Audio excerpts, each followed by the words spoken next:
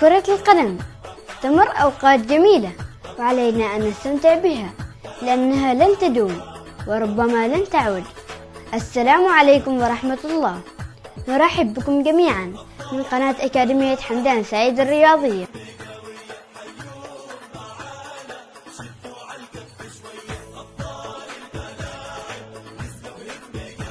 في أمسية رياضية جميلة افتتحت مساء الجمعة الماضي البطولة الصيفية الأولى للمدارس الكروية والأكاديميات الرياضية، والتي تنظمها أكاديمية حمدان سعيد لكرة القدم بالسويق من 19 إلى 26 يوليو الجاري، وبمشاركة 8 فرق من محافظة شمال الباطنة.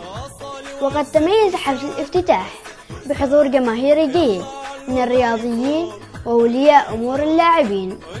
وقد بدأ حفل الافتتاح بكلمة للجنة المنظمة ألقاها الشبل حسام حمدان القريني، رحب فيها براعي الحفل والحضور، وأكد على أهمية هذه البطولة لتأهيل مواهب واعدة مستقبلية قادرة على التنافس في المجال الرياضي، وشكر فيها الفرق الثمانية على الحضور والمشاركة، كما توجه بالشكر الجزيل لرجل الأعمال بالسويق الشيخ الدكتور محمد بن خميس بن سعيد القريني على تشريفه ودعمه ورعايته حفل البطولة والمباراة الافتتاحية.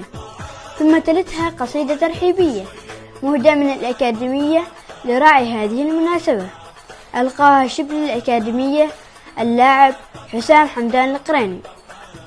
وبعدها مباشرة شهدت سماء ملعب الأكاديمية عروضا للألعاب النارية وبتشكيلات رائعة وألوان جميلة ابتهاجا بافتتاح البطولة.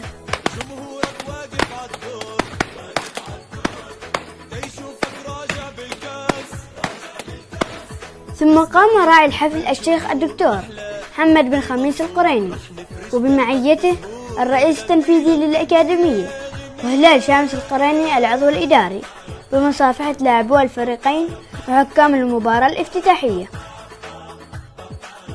وقد جاءت نتائج المجموعة الأولى في اليوم الافتتاحي للبطولة في الجولتين الأولى والثانية على النحو التالي: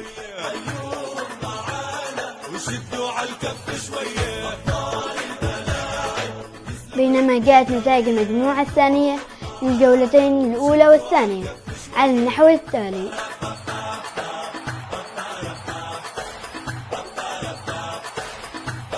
وإليكم جدول ترتيب فرق المجموعة الأولى والثانية. لا تزعل لو تخسر يوم، انت عمل كل اللي عليك والحكم لا تزيد اللوم. وهكذا أعزائي الكرام نكون قد وصلنا إلى نهاية تغطيتنا الرياضية لحفل الافتتاح وتدشين البطولة الصيفية للمدارس والأكاديميات الرياضية، متمنين لجميع الفرق والمنظمين التوفيق والنجاح، ودمتم في حفظ الله ورعايته.